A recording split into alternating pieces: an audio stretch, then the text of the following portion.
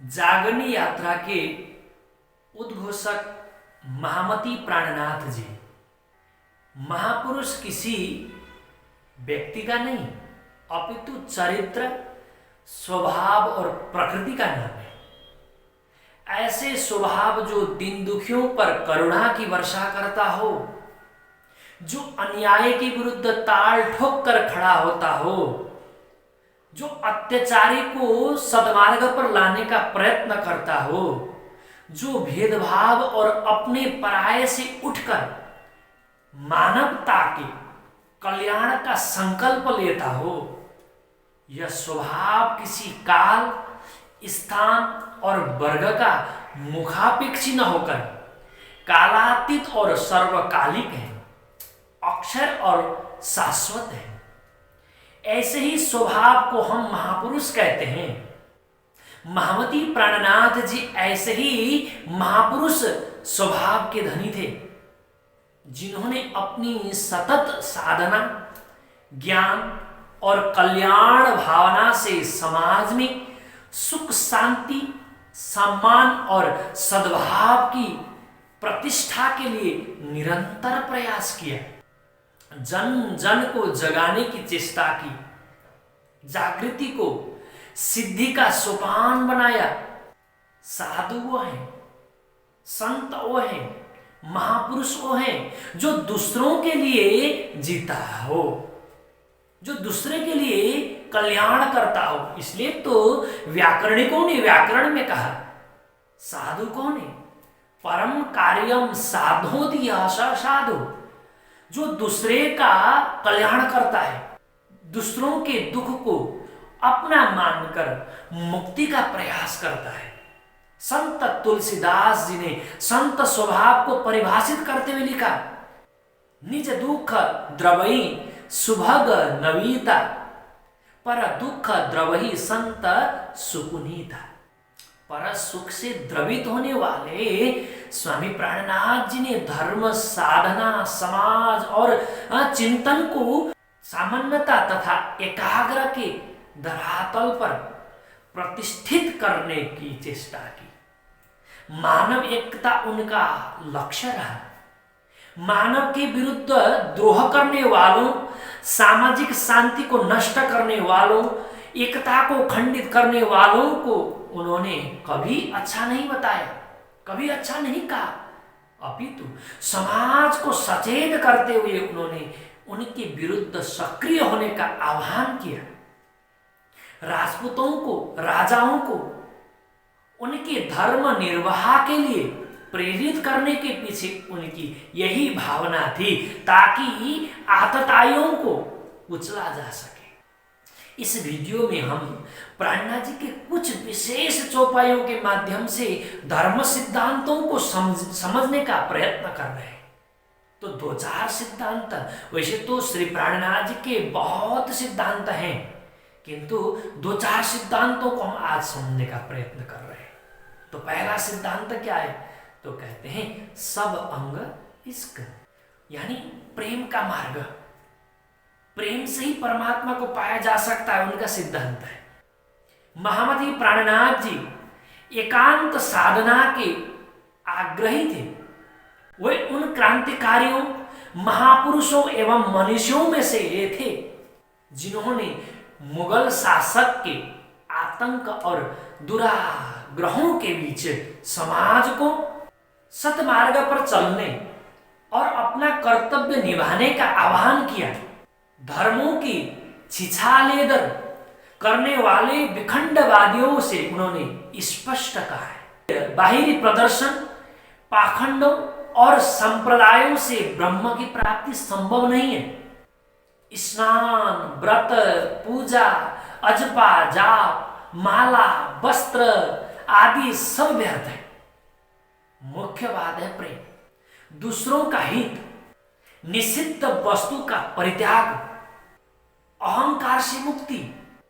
कबीर के ढाई आखर प्रेम की तरह वे भी परब्रह्म और मानवता में से इश्क करने की बात करते हैं, प्रेम करने की बात करते हैं। तभी तो कहते हैं कोई देत कशाला तुमको, तुम भला चाहिए होती ना। सरत धाम की ना छोड़ियो, सुरत पीछे फिराओ जिन। यदि आपको कोई दुख दे रहा हो, कष्ट दे रहा हो, तकलीफ दे रहा हो, तो आप उसको भला चाहो, बुरा न चाहो। वही तो प्रेम है।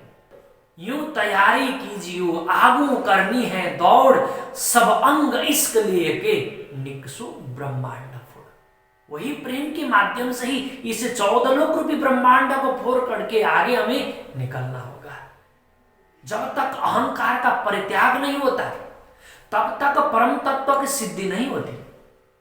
मैं को विलीन करना ही ब्रह्म तत्व की प्राप्ति का लक्षण है।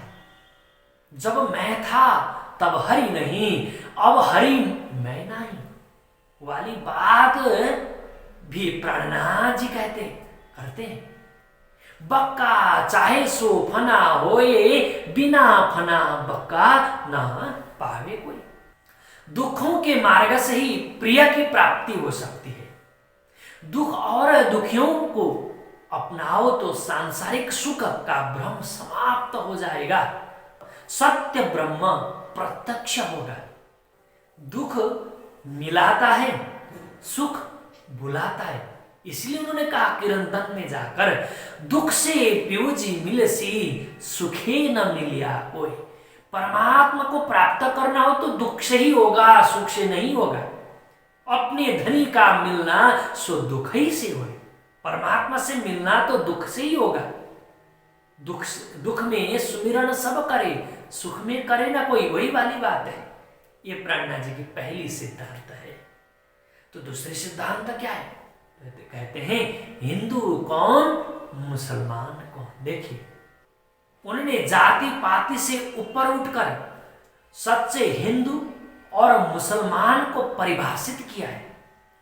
हिंदू मुसलमान कहने मात्र से कोई हिंदू मुसलमान नहीं माना जा सकता। न जाति से कोई हिंदू है और ना ही मुसलमान। वैष्णव हिंदू तो वो है जो अंतरात्मा से निर्मल और निर्विकार है। ऐसे वैष्णव किसी का अहित नहीं करते, सारे सत्कार चुपचाप बिना दिखावा के करते हैं। तभी तो उन्होंने फिर कहा, ओ भाई मेरे वैष्णव कहिए, निर्मल जाकी आत्म, नीच कर्म के निकट न आवे, जाए पहचान वही पार ब्रह्म। उसको वैष्णव कहना चाहिए जिसकी आत्मा निर्मल हो, जो अंतरंग से पवित्र हो, गलत कार्य नहीं करता हो, वो वैष्णव है, वो हिंदू है। दान दया सेवा सर्वे अंगे, कीजे ते सर्वे गोप, पात्र उल्खी ने कीजे अर्चा, शास्त्र अर्थ जोइए जो। इसी प्रकार जो दूसरों को दुख देता है वही मुसलमान नहीं कहा जा सकता। नबियों ने मेहरबान कृपालु व्यक्ति को ही मुसलमान कहा। पवित्र हृदय, पवित्र आत्मा, दीन दुखियों की मदद करने वाला, सबको सम्मान करने वाला, हिंसाओं से दूर रहने वाला ही सच्चा मुसलमान है। जो दुख देवे किनको सो नहीं मुसलमान, नबिये मुसलमान का नाम धराया मेहरबान।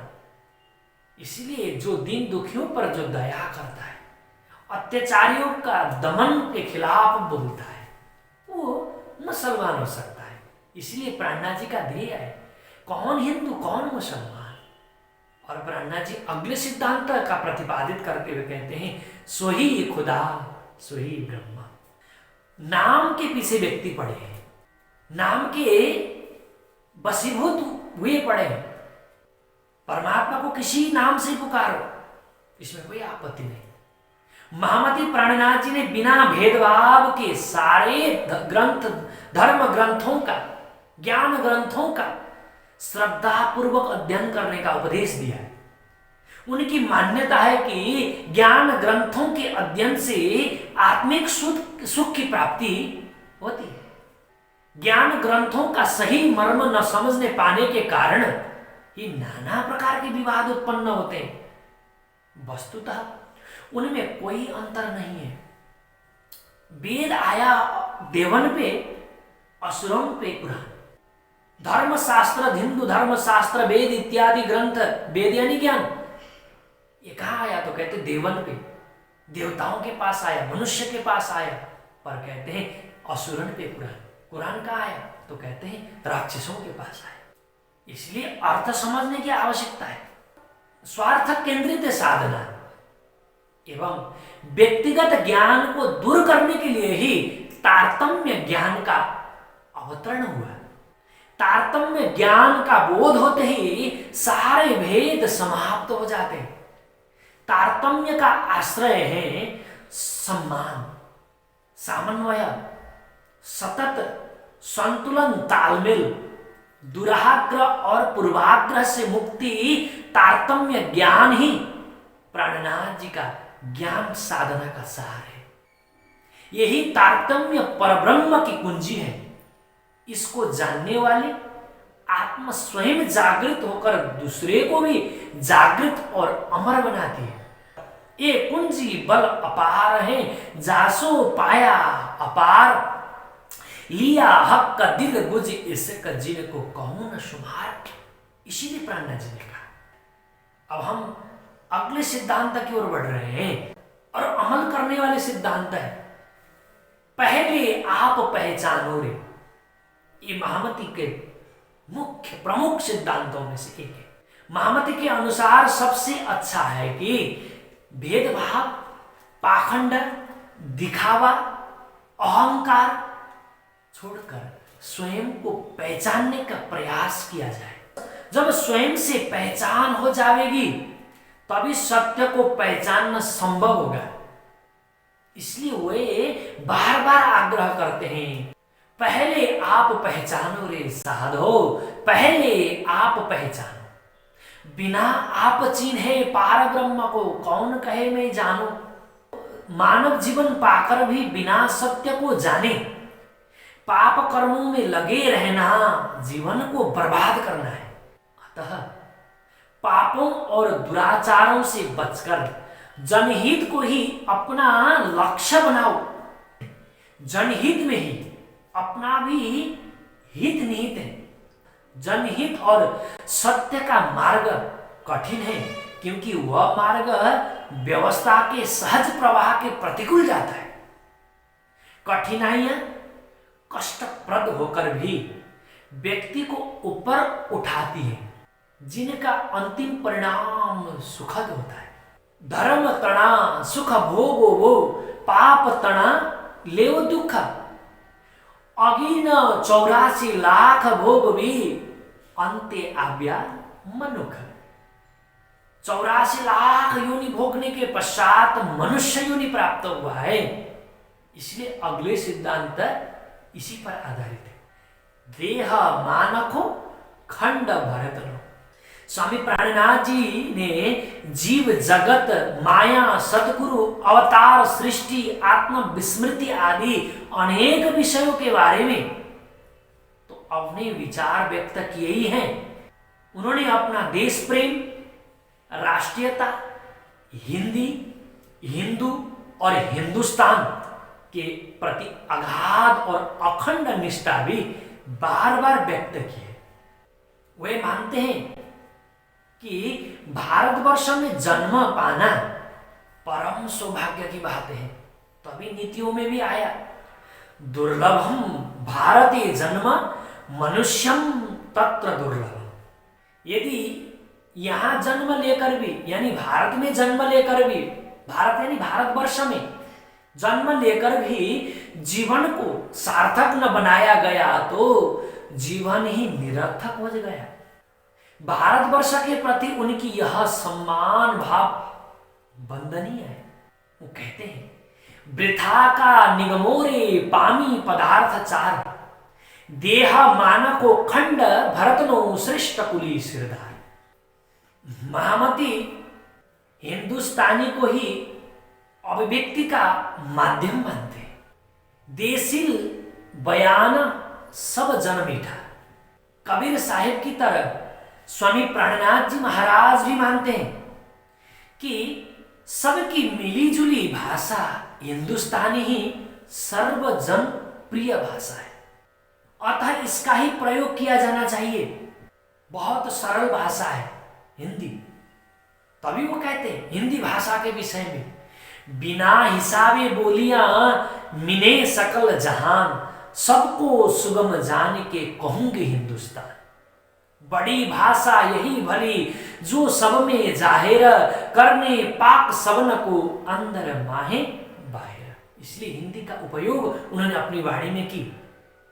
बहुत भाषाओं का प्रयोग करते हुए भी लिपि उन्होंने हिंदी का ही प्रयोग किया तारतम्य वाणी के अंतर्गत।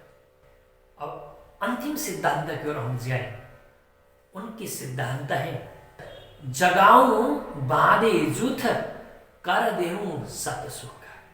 कुल मिलाकर यह निर्विवाद रूप से यह कहा जा सकता है कि स्वामी श्री प्राणनाथ जी निर्जन वन में एकांत साधना करने वाले संसार विमुख बैरागी नहीं थे, अपितु देश और समाज की तत्कालीन स्थिति को आत्मसात कर राष्ट्रोत्थान बनाते हैं।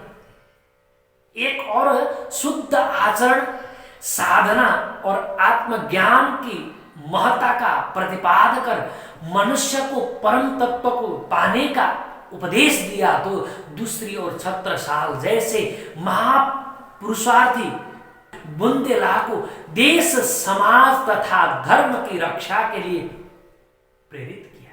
एक और तत्कालीन सत्ताधीश को समझा बुझा कर सन्मार्ग पर लाने की चेष्टा की, तो दूसरी ओर सफलता न मिलने पर उसकी दुराग्राही और अत्याचारी व्यवस्था का विरोध कर राष्ट्रीयता की भावना को सबल बनाया। उन्होंने हिंदू और मुसलमान को नए ढंग से परिभाषित ही नहीं बल्कि ज्ञान के गुण तत्वों को भी उजागर किया और इस निष्कर्ष की स्थापना की कि स्वयं जगकर अहंकार मुक्त निर्मल मन से स्वयं दुख उठाकर स्नेह और आत्मीयता से दूसरों को सुखी बनाना, उन्होंने जागृति करना ही सच्चा धर्म और मानवता है, उनका उपदेश है। यदि यह भावना आ जाए तो स्वयं ढूंढने के लिए कहीं और जाना, भटकना नहीं पड़ेगा, बल्कि यही सुख का स्वर्ग बना सकते। प्यू जगाई सुख एकली, मैं जगाऊं बांधे झूठ।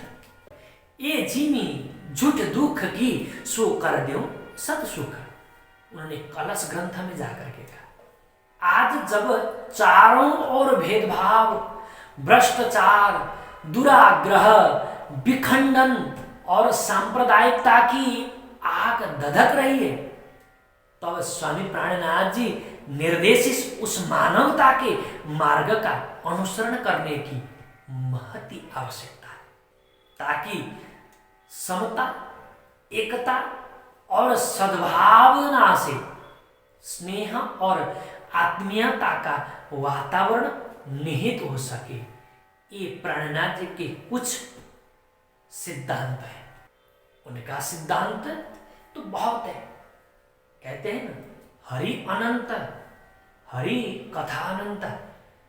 इसी प्रकार से उनकी वाणी में 18,000 चौपाई रूपी सिद्धांत हैं। एक चौपाई एक सिद्धांत को परिभाषित करता है। तो हमने आज 7 सिद्धांतों के माध्यम से कुछ प्राणनाथ जी की वाणी को समझने का प्रयास किया, उनके कुछ विचारों को समझने का प्रयत्न किया। तो अगले आने वाली वीडियो भी इसी प्रकार के सद्भाव का होगा, प्राणनाथ जी के सिद्धांतों पर ही होगा। आने वाले वीडियो को भी हम समझ पाएं, देख पाएं, जान पाएं, सुन पाएं, इसलिए हमें मेरे YouTube चैनल को सब्सक्राइब करें, जिससे आने वाली वीडियो भी आपको जल्दी से जल्दी आपके पास पहुंच सके। सब्सक्राइब करें, साथ में बेल आइकन भी दबाएं, तो उससे नोटिफिकेशन भी जल्दी से जल्दी आ सकता है। सभी को अभिवादन करता हुआ विराम देता हूँ। प्रणाम।